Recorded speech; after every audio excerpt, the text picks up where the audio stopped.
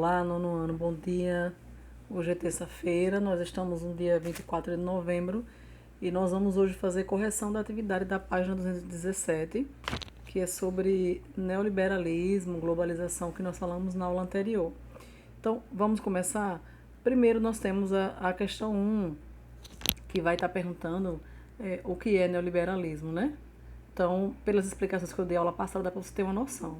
Então, veja só, pensando no que a gente falou na aula passada, é, o que seria então, né? Você vai pensar que é uma política, é, é uma ideia, ou uma ideologia política econômica, ou uma doutrina, melhor assim dizendo, onde ela predomina, né, ou emprega, né, a absoluta liberdade de mercado, ou seja, você tem liberdade para comercializar com outros países, como nós falamos, é na aula anterior, certo? Bom, o que a gente tem aí? Uma das características do neoliberalismo vai ser exatamente a questão da privatização das empresas, né? E a principal característica seria a mínima intervenção do Estado. O Estado não participa absolutamente de nada, tá? Bom, a outra questão pergunta qual é a importância da doutrina neoliberal para o processo de globalização. Aí você vai pensar se o neoliberalismo ele prega, né, ele ensina, defende a questão de você ser livre para comercializar sem a intervenção do Estado. Então tem tudo a ver com globalização, porque globalização é você globalizar, né? Deixar de forma redonda tudo em um objetivo só, que é expandir e crescer. Bom, então pensando nessa proposta, nessa ideia que eu falei para vocês, então vocês podem pensar no seguinte, que é uma ideia, né? A doutrina neoliberal é uma ideia que favorece a globalização, pelo que eu acabei de dizer, e ela vai dar total liberdade para o comércio, para o mercado livre. Então, a questão é o seguinte, qual é a importância dela, da doutrina neoliberal, para a globalização, né? O processo dela. A importância é o seguinte, é que o neoliberalismo, como ele defende essa livre expansão, essa livre comercialização, esse livre comércio, então ele vai se unir, vai propiciar ou vai colaborar para que haja essa globalização, para que haja essa junção, né, essa fusão aí de mercados, de economia. E claro, vai fazer com que aquele país ou aqueles países cresçam. Então, sim, a como é que eu poderia dizer? A importância é pela essa questão de crescimento, de mercado livre, de expandir, de ir a outros lugares, a outros continentes, certo? A importância do neoliberalismo para a globalização. Bom, aí vocês têm aí na página 218, onde vai pedir que você diga, por exemplo, quais são as críticas, né? Ou negativas, né? Neoliberalismo. Bom, você pode pensar em quê? Que na questão do neoliberalismo, quando se há muita privatização, então você sabe que automaticamente vai ter desemprego. Então aí é um ponto negativo. Tendo privatizações, você tem desemprego.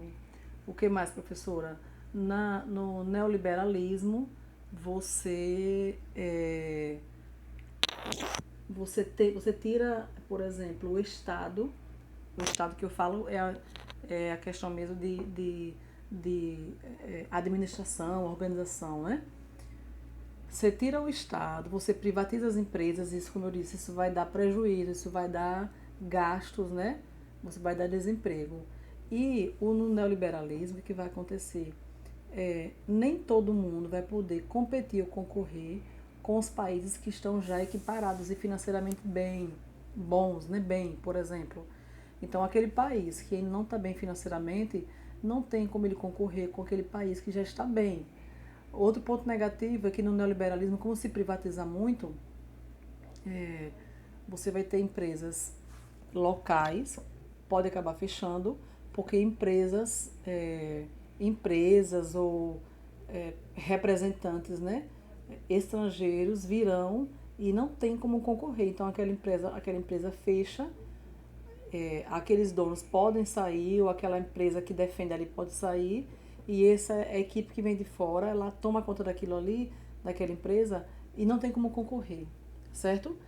Empresa local com empresa estrangeira, na maioria das vezes. Então, são pontos negativos: a privatização, o desemprego, o desajuste, né? Não vai ter equilíbrio entre um país que está bem financeiramente e outro país que não está, certo?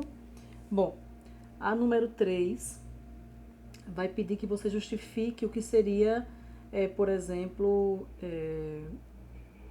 a questão do G20, né? Que são grupos de países, né? Grupos do 20. São 19 países mais a União Europeia.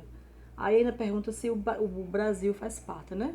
Bom, então eu acabei de dizer que G20 é abreviatura para Grupo dos 20, é um grupo formado pelos ministros de finanças e chefes dos bancos centrais de 19 países, mais, como eu acabei de dizer para vocês, economias do mundo, mais a União Europeia, né? Ele foi criado em 1999 com o propósito de equilibrar os problemas na economia, lá na década de 90, após as sucessivas crises financeiras da década de 90. Bom, qual é o propósito? O propósito é negociar internacionalmente, né? Integrando o princípio de um diálogo ampliado, levando em conta o peso econômico crescente de alguns países. Sim, o Brasil faz parte, sim, o país ele faz parte, inclusive o Brasil, você vai estar corrigindo, o Brasil faz parte, sim, e o Brasil a nona economia, né? E todo ano o Brasil é chamado para estar lá, é convidado para estar lá, certo? A questão do número 4 vai estar pedindo para você o que foi a política de austeridade adotada pela União Europeia, né? Então, vamos lá entender. Bom, aí você tem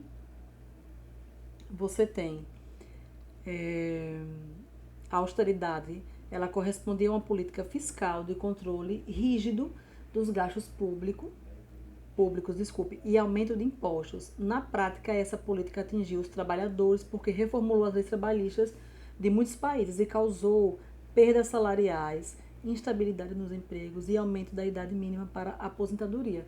Ou seja, essa política de austeridade foi o que ela fez. A questão de um controle fiscal, só que ela acabou beneficiando a uns e prejudicando a muitos. E os mais prejudicados foram os trabalhadores, porque reformulou a questão das leis trabalhistas, direitos que foram conquistados lá por exemplo, com Tancredo Neves. Muitos direitos foram, como é que eu posso dizer, atingidos, né, com essa política de austeridade. Então, a política de austeridade, ela beneficiou a alguns e prejudicou uma grande maioria, né, os trabalhadores, principalmente trabalhadores assalariados, certo? É uma política de controle fiscal, isso é muito bom, só que vai acabar prejudicando porque ela vai reformular leis trabalhistas. Aí vai mexer na aposentadoria, né? Lembra aquelas questões, né? Que as pessoas hoje falam, hoje, para você aposentar, você morre e não se aposenta, né? Tudo isso por causa dessa política de austeridade.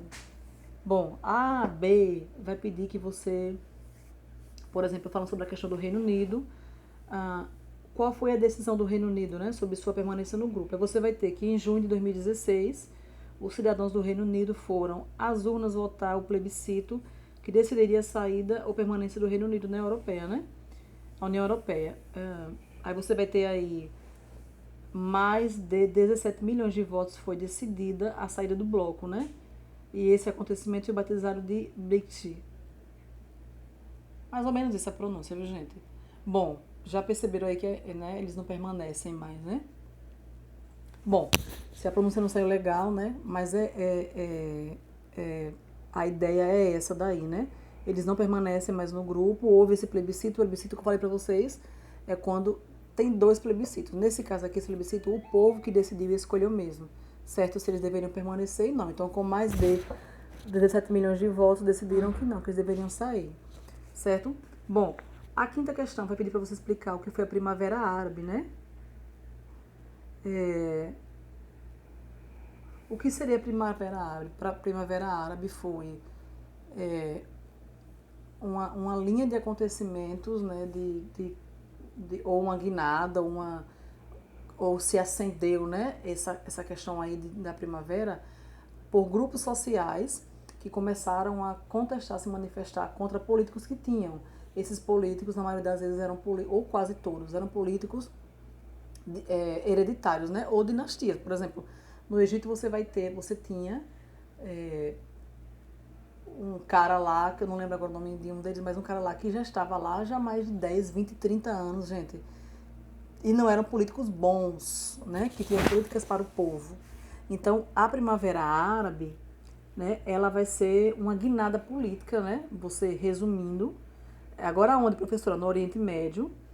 E ela é um processo de democratização no Oriente Médio. E isso é um marco, né, na história do Oriente Médio, porque não se podia ter, certo?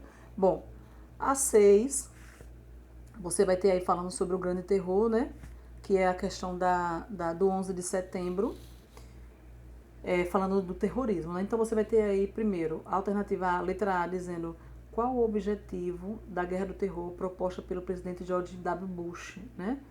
Aí você vai ter a chamada guerra ao terror não estava direcionada a um país específico, pois se tratava de uma prática de ação militar contra grupos terroristas. O objetivo dessa ação era capturar, vivo ou morto, Osama Bin Laden, que assim aconteceu, que foi, né, o autor do ataque às Torres Gêmeas, né?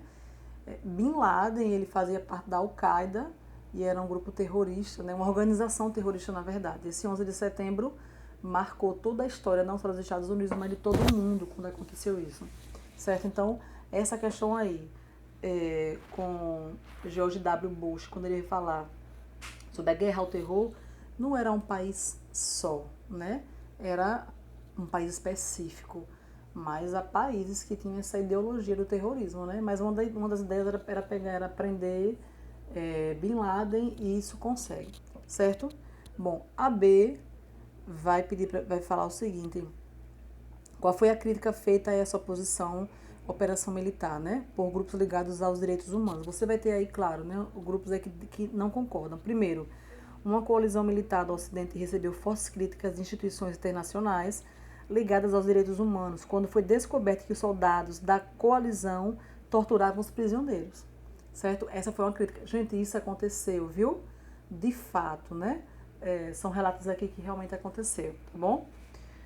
Bom, a C é sobre a questão para você explicar como é que os grupos existem, né, na atualidade, né? Então você vai ter que por muitos anos esses países do Oriente Médio foram controlados por nações europeias.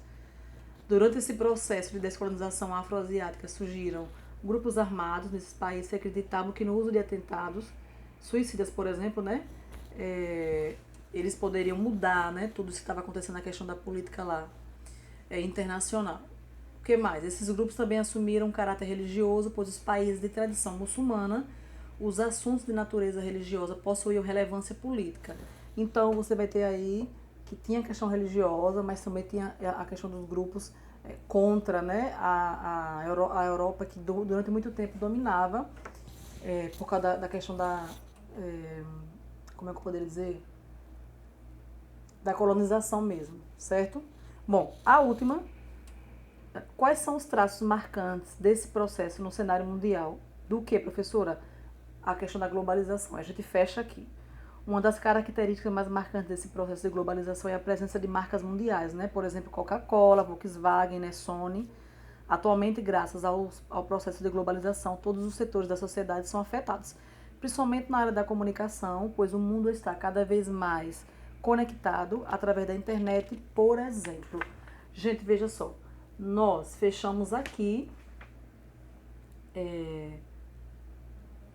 essa correção dessa atividade, tá bom? E na outra aula nós voltaremos, que é sexta-feira, para que vocês possam fazer e a gente está corrigindo. Lembrando que tudo isso está valendo nota para essa unidade de agora, viu? Então, ficamos na página 220 e aí vocês farão o que falta, né, aí pra gente concluir, tá bom? Cheiro, então, tchau.